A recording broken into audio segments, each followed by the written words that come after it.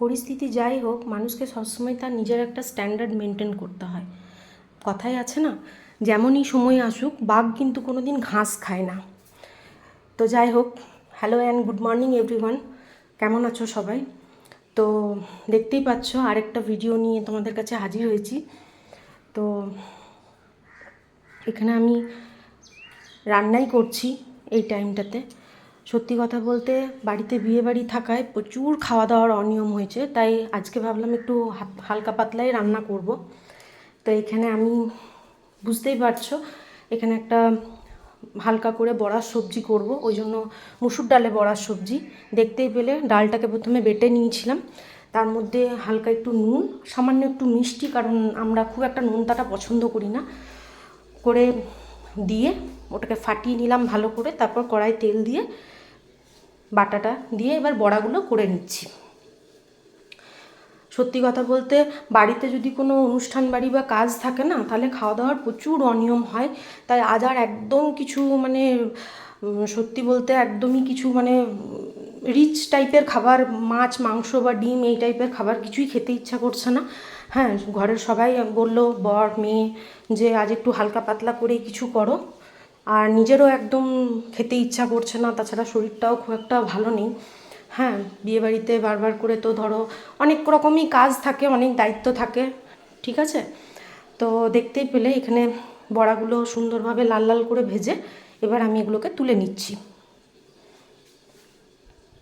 তো চলো দেখতে থাকো।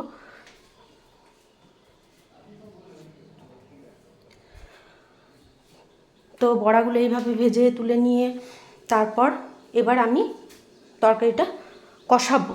তার জন্য আমি কি করলাম, যেহেতু তেলটা অনেকটা হয়ে গেছিলো, ওই যে বললাম একদম রিচ করব না, তাই ওই বেঁচে যাওয়া তেলটা একটু আমি কমিয়ে নিচ্ছি, কারণ এতটা তেলে না তরকারিটা বসাবো না।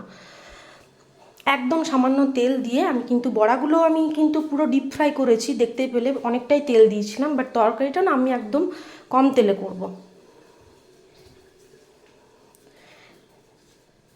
এবারে এটার মধ্যে তেলটার মধ্যে আমি 5 ফোড়ন আর শুকনো লঙ্কা ফোড়ন দিলাম। যখন দেখবে এটা একটু ঠিকঠাক হয়ে যাবে, তারপর আমি মিক্সিতে মশলাটা দেখো বেটে নিয়েছি। মশলা বলতে ওই টমেটো ওটা পেস্ট করে নিয়েছি, টমেটো তার সাথে হয়তো মেবি আদা বাটা এইসব একটু পেস্ট করে নিয়েছি।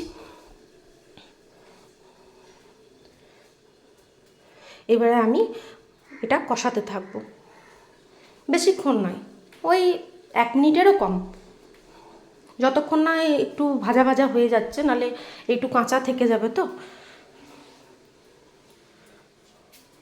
তোমরা কে কে এরকম সিম্পল খাবার খেতে পছন্দ করো আমাকে একটু কমেন্ট করো, একটু বলো। তারপরে দেখো আস্তে আস্তে গুঁড়ো মশলাগুলো যাবে, হলুদ, জিরে,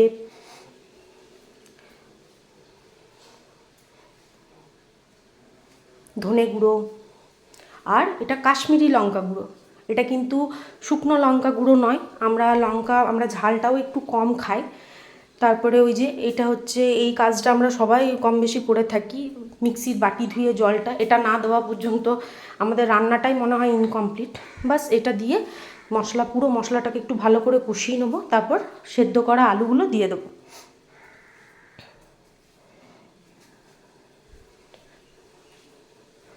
তারপরে একটু আলুটার সাথে মশলাটাকে ভালো করে মাখিয়ে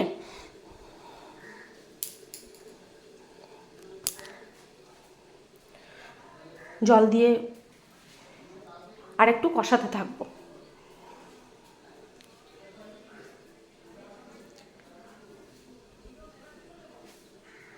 এরপরে আর একটু ভালো করে জল দিয়ে, তরকারির রঙটা দেখে বুঝতেই পারছো এটা খেতে কিন্তু খুবই ভালো হয়েছিল।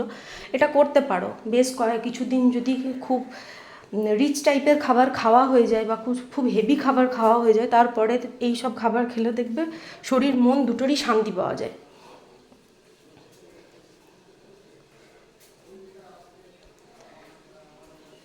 আর বিয়েবাড়ি বলো বা যে কোনো অনুষ্ঠান বাড়ি যখন চলে তখন তো একরকম, কিন্তু যখন সেগুলো পেরিয়ে যায় তারপরে যে কত এক্সট্রা কাজ থাকে, বাড়ি ঘর পরিষ্কার করা, জিনিসপত্র সব এদিক ওদিক ছড়িয়ে থাকে, সেগুলোকে ঠিকঠাক রাখা। দেখতেই পেলে তোমাদের সাথে গল্প করতে করতে আমি কিন্তু তরকারিটার মধ্যে পরিমাণ মতো নুন আর মিষ্টিটা কিন্তু দিয়ে দিচ্ছি। এবার আমি একটা লিড বসিয়ে এটাকে ঢাকা দিয়ে দেবো। যখন এবার এটা ফুটতে শুরু করবে,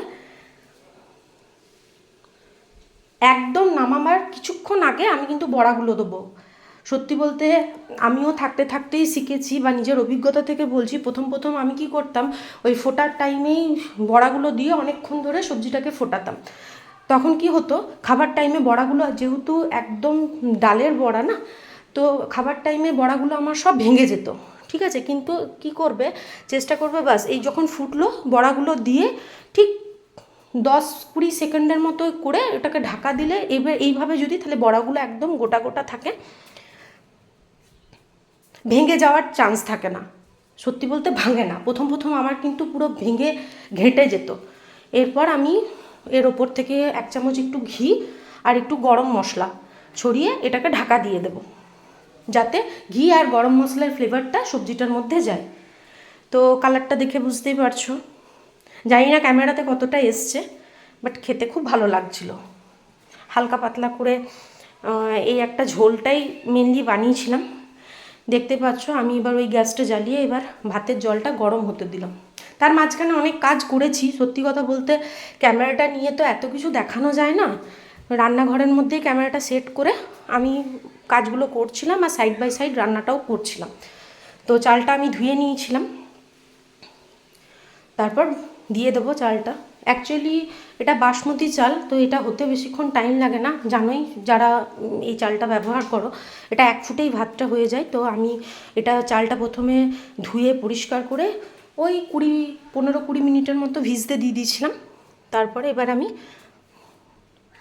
চালটা ফেলে দিলাম, 1টা ফুট হবে, আমি তারপর ঢাকা দিয়ে রেখে দেবো। এবার আমি পোস্তটা মিক্সিতে পেস্ট করে নিচ্ছি, দেখো। কারণ ওই সত্যি কথা বলতে ঝোল ভাত, তার সাথে ভাবছি একটু পোস্তর বড়া করব। আমাদের বাড়িতে আবার পোস্ত না ছাড়া না কেউ খাবেই না, স্পেশালি তো আমার বর। কিছু না হোক ওর কিন্তু কাঁচা পোস্তও চাই। তো এক সাইডে ভাতটা হোক, চলো আমিও এই সাইডে তাড়াতাড়ি করে রান্নাটা না কমপ্লিট করে ফেলি।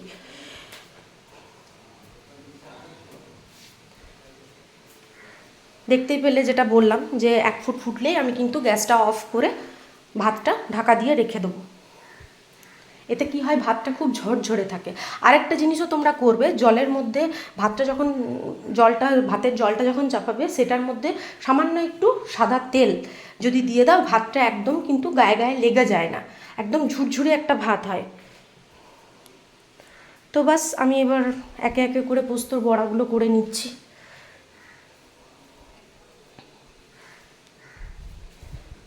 সত্যি বলতে এত কাজ আছে যে আমি চাইছি কোনো রকমভাবে তাড়াতাড়ি করে আমার রান্নাটা শেষ হয়ে যায়। রান্নাটা শেষ হয়ে গেলে না আমি আরও অনেক এক্সট্রা কাজগুলো, যেগুলো আমার পেন্ডিং হয়ে পড়ে আছে বেশ কিছুদিন ধরে, সেগুলো করে নিতে পারবো।